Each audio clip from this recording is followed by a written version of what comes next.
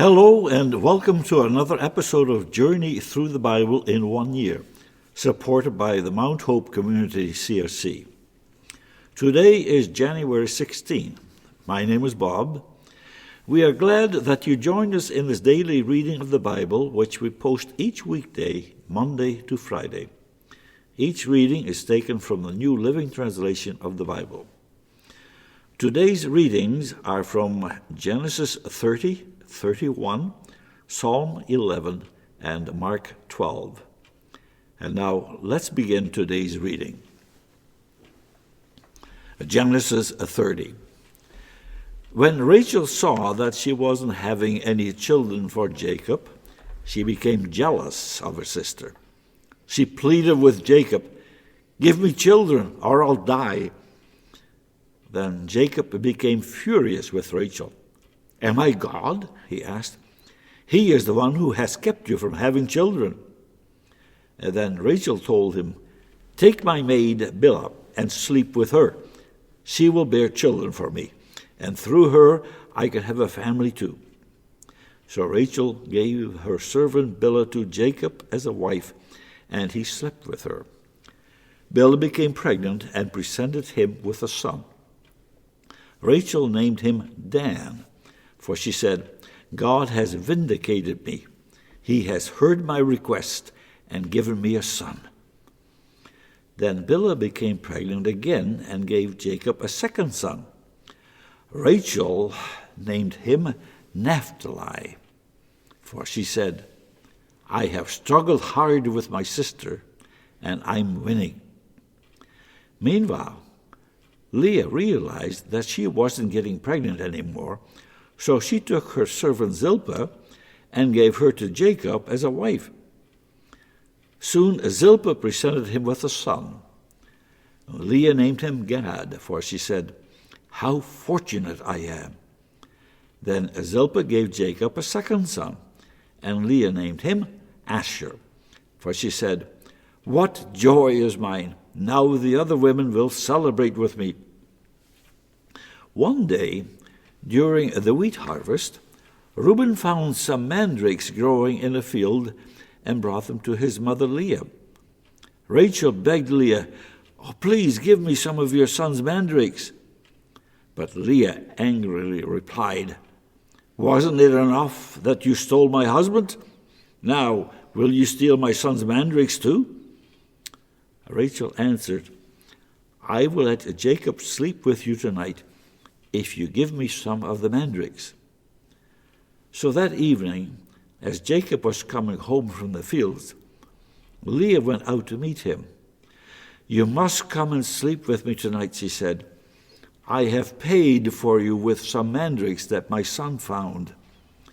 So that night he slept with Leah. And God answered Leah's prayers. She became pregnant again and gave birth to a fifth son for Jacob. She named him Issachar, for she said, "God has rewarded me for giving my servant to my husband as a wife." Then Leah became pregnant again and gave birth to a sixth son for Jacob.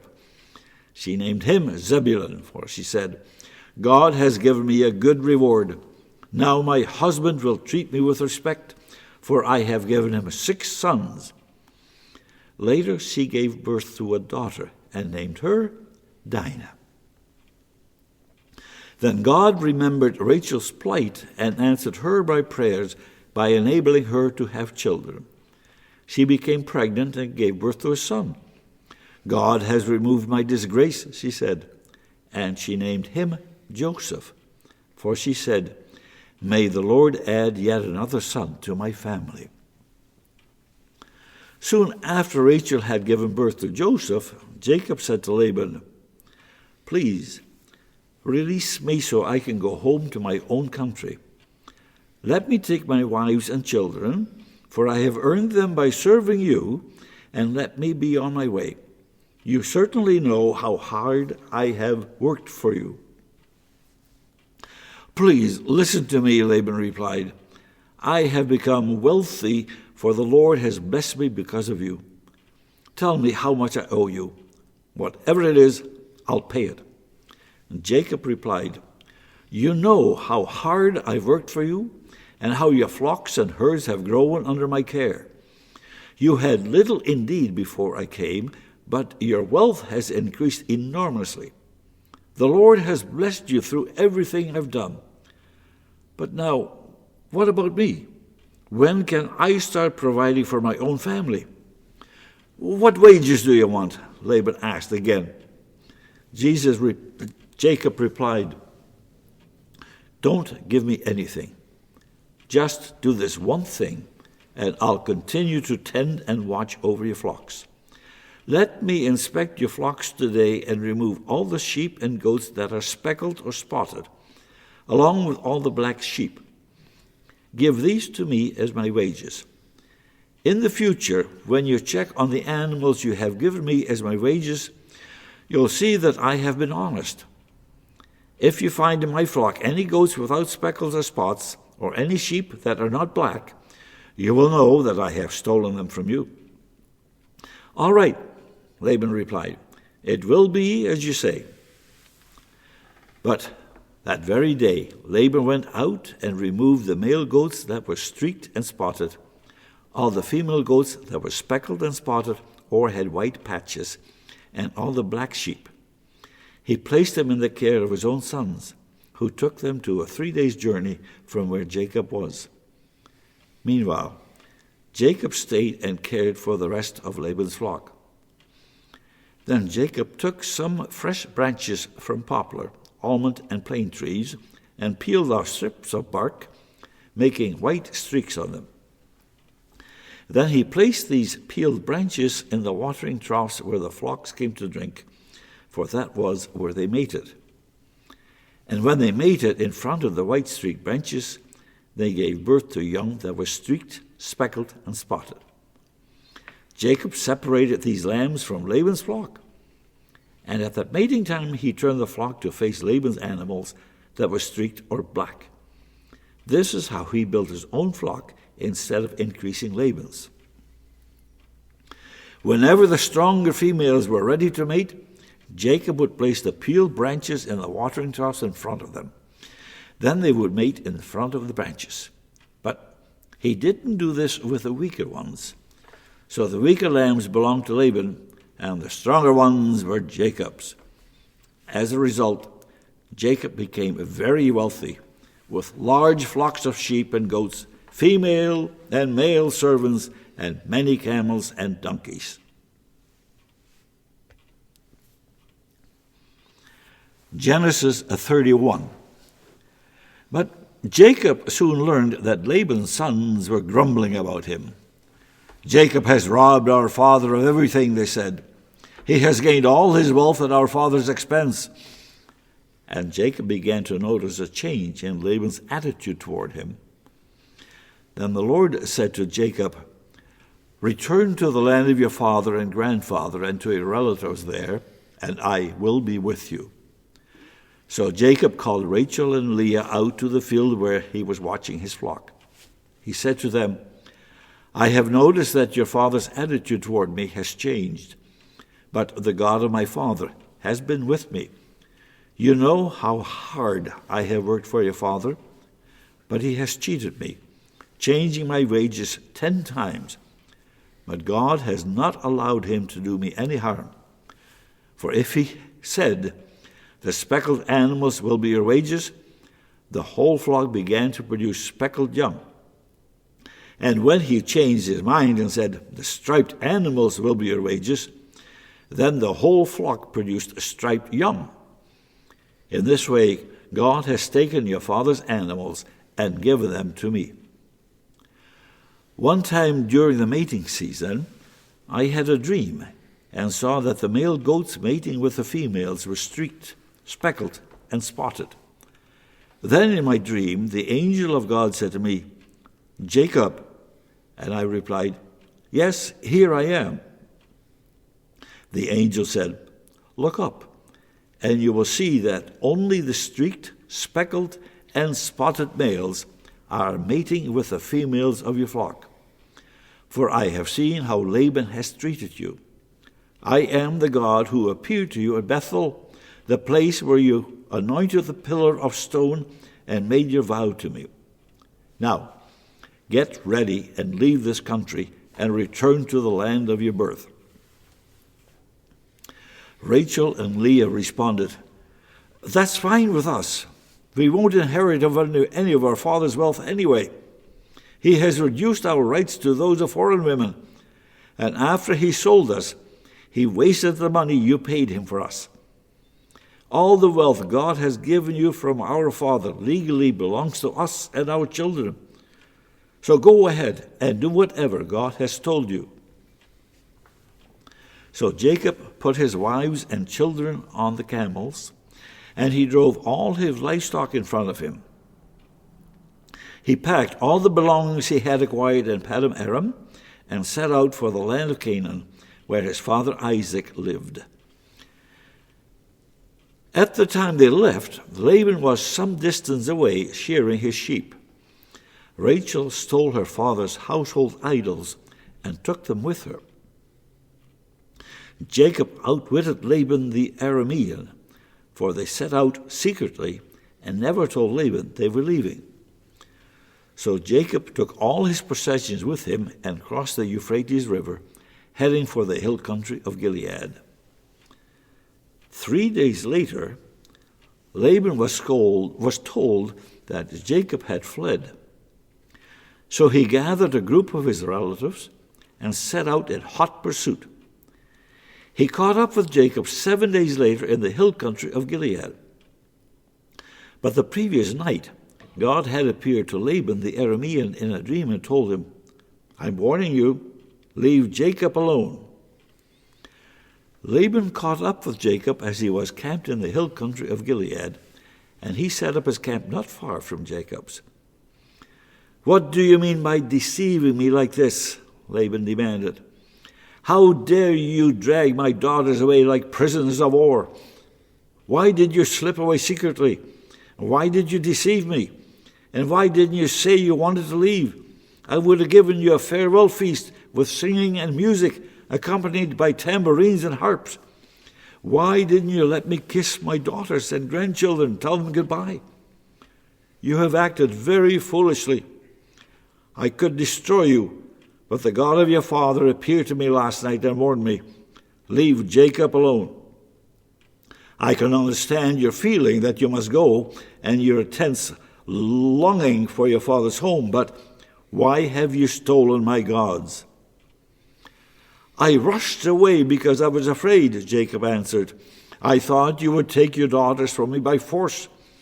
But as for your gods, see if you can find them, and let the person who has taken them die.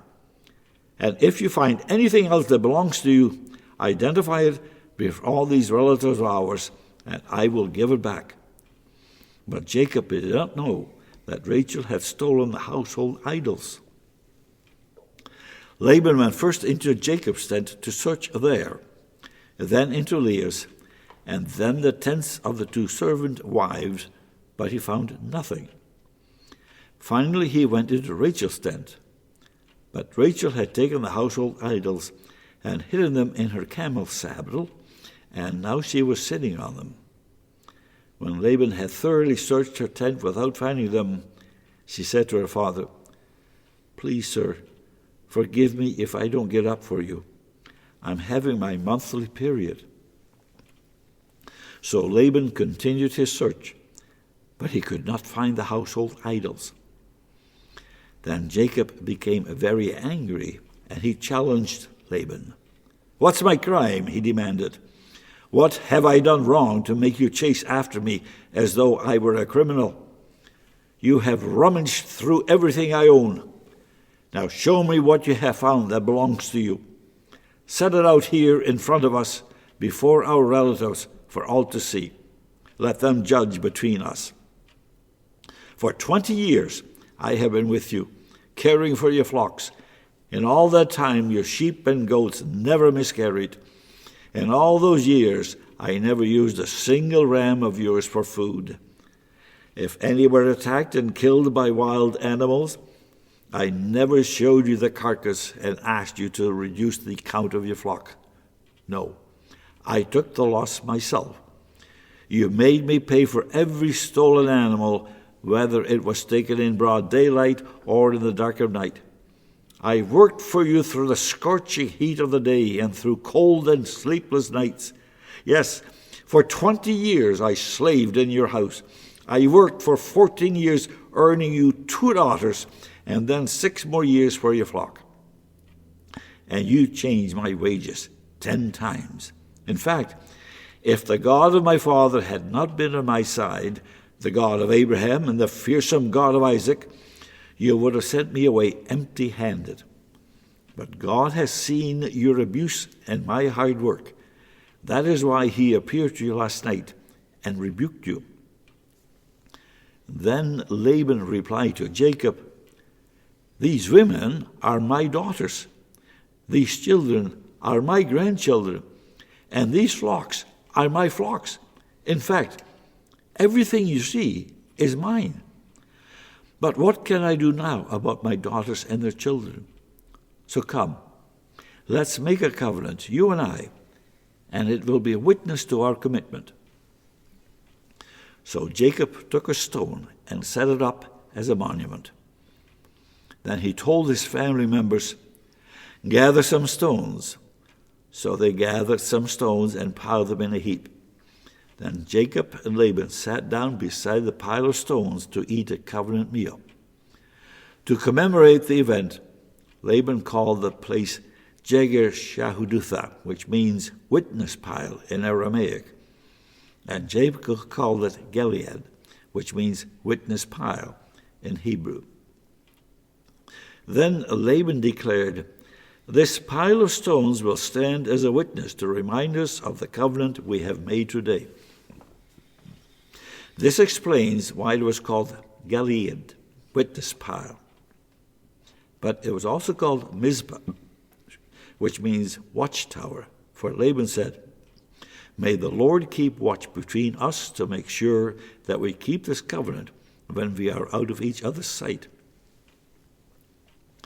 If you mistreat my daughters, or if you marry other wives, God will see it even if no one else does. He is a witness to this covenant between us. See this pile of stones, Laban continued, and see this monument I have set between us? They stand between us as witnesses of our vows. I will never pass this pile of stones to harm you, and you must never pass these stones or this monument to harm me. I call on the God of our ancestors, the God of your grandfather Abraham and the God of my grandfather Nahor, to serve as a judge between us. So Jacob took an oath before the fearsome God of his father Isaac to respect the boundary line. Then Jacob offered a sacrifice to God there on the mountain and invited everyone to a covenant feast. After they had eaten, they spent the night on the mountain. Laban got up early the next morning, and he kissed his grandchildren and his daughters and blessed them. Then he left and returned home. Psalm 11. I trust in the Lord for protection. So why do you say to me, Fly like a bird to the mountains for safety? The wicked are stringing their bows and fitting their arrows on the bowstrings. They shoot from the shadows at those whose hearts are right. The foundations of law and order have collapsed. What can the righteous do? But the Lord is in his holy temple. The Lord still rules from heaven. He watches everyone closely, examining every person on earth.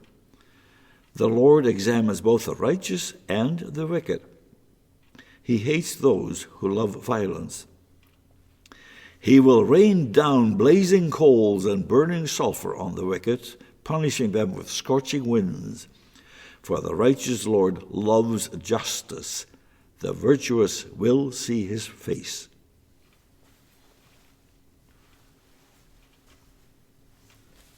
Mark 12. Then Jesus began teaching them with stories. A man planted a vineyard. He built a wall around it, dug a pit for pressing out the grape juice, and built a lookout tower. Then he leased the vineyard to tenant farmers and moved to another country. At the time of the grape harvest, he sent one of his servants to collect his share of the crop. But the farmers grabbed the servant, beat him up, and sent him back empty-handed. The owner then sent another servant, but they insulted him and beat him over the head. The next servant he sent was killed. Others he sent were either beaten or killed, until there was only one left, his son, whom he loved dearly. The owner finally sent him, thinking, "Surely they will respect my son." But the tenant farmers said to one another, "Here comes the heir to this estate. Let's kill him and get the estate for ourselves." So they grabbed him and murdered him and threw his body out of the vineyard. "What do you suppose the owner of the vineyard will do?" Jesus asked. "I tell you, he will come and kill those farmers and lease the vineyard to others. Didn't you ever read this in the Scriptures? The stone that the builders rejected has now become the cornerstone. This is the Lord's doing, and it is wonderful to see." The religious leaders wanted to arrest Jesus because they realized he was telling the story against them. They were the wicked farmers. But they were afraid of the crowd, so they left him and went away. Later, the leaders sent some Pharisees and supporters of Herod to trap Jesus into saying something for which he could be arrested. "Teacher," they said, "we know how honest you are. You are impartial and don't play favorites. You teach the way of God truthfully. Now tell us, is it right to pay taxes to Caesar or not? Should we pay them or shouldn't we?" Jesus saw through their hypocrisy and said, "Why are you trying to trap me? Show me a Roman coin, and I'll tell you." When they handed it to him, he asked, "Whose picture and title are stamped on it?" "Caesar's," they replied. "Well then," Jesus said, "give to Caesar what belongs to Caesar, and give to God what belongs to God." His reply completely amazed them. Then Jesus was approached by some Sadducees, religious leaders who say there is no resurrection from the dead. They posed this question: "Teacher, Moses gave us a law that if a man dies, leaving a wife without children, his brother should marry the widow and have a child who will carry on the brother's name. Well, suppose there were 7 brothers. The oldest one married and then died without children. So the second brother married the widow, but he also died without children. Then the third brother married her. This continued with all 7 of them, and still there were no children. Last of all, the woman also died. So tell us, whose wife will she be in the resurrection? For all 7 were married to her." Jesus replied, "Your mistake is that you don't know the Scriptures, and you don't know the power of God. For when the dead rise, they will neither marry nor be given in marriage. In this respect, they will be like the angels in heaven. But now, as to whether the dead will be raised, haven't you ever read about this in the writings of Moses, in the story of the burning bush? Long after Abraham, Isaac, and Jacob had died, God said to Moses, 'I am the God of Abraham, the God of Isaac, and the God of Jacob.' So he is the God of the living, not the dead. You have made a serious error." One of the teachers of religious law was standing there listening to the debate. He realized that Jesus had answered well, so he asked, "Of all the commandments, which is the most important?" Jesus replied, "The most important commandment is this: Listen, O Israel, The Lord our God is the one and only Lord, and you must love the Lord your God with all your heart, all your soul, all your mind, and all your strength. The second is equally important. Love your neighbor as yourself. No other commandment is greater than these. The teacher of religious law replied, "Well said, teacher. You have spoken the truth by saying that there's only one God and no other. And I know it is important to love him with all my heart and all my understanding and all my strength, and to love my neighbor as myself. This is more important than to offer all of the burnt offerings and sacrifices required in the law." Realizing how much the man understood, Jesus said to him, "You are not far from the kingdom of God." And after that, no one dared to ask him any more questions. Later, as Jesus was teaching the people in the temple, he asked, "Why do the teachers of religious law claim that the Messiah is the son of David? For David himself, speaking under the inspiration of the Holy Spirit, said, 'The Lord said to my Lord, sit in the place of honor at my right hand until I humble your enemies beneath your feet.' Since David himself called the Messiah my Lord, how can the Messiah be his son?" The large crowd listened to him with great delight. Jesus also taught, "Beware of these teachers of religious law, for they like to parade around in flowing robes and receive great respectful greetings as they walk in the marketplace. And how they love the seats of honor in the synagogues and the head table at banquets. Yet they shamelessly cheat widows out of the property and then pretend to be pious by making long prayers in public. Because of this, they will be more severely punished." Jesus sat down near the collection box in the temple and watched as the crowds dropped in their money. Many rich people put in large amounts. Then a poor widow came and dropped in 2 small coins. Jesus called his disciples to him and said, "I tell you the truth, this poor widow has given more than all the others who are making contributions. For they gave as tiny part of the surplus, but she, poor as she is, has given everything she had to live on." And that is the end of today's reading. Lord, will you bless today's reading of your word, and will you bless us as we reflect upon the story of the Bible? Amen. We hope and pray that you were blessed by this reading, and hope you join us again next time.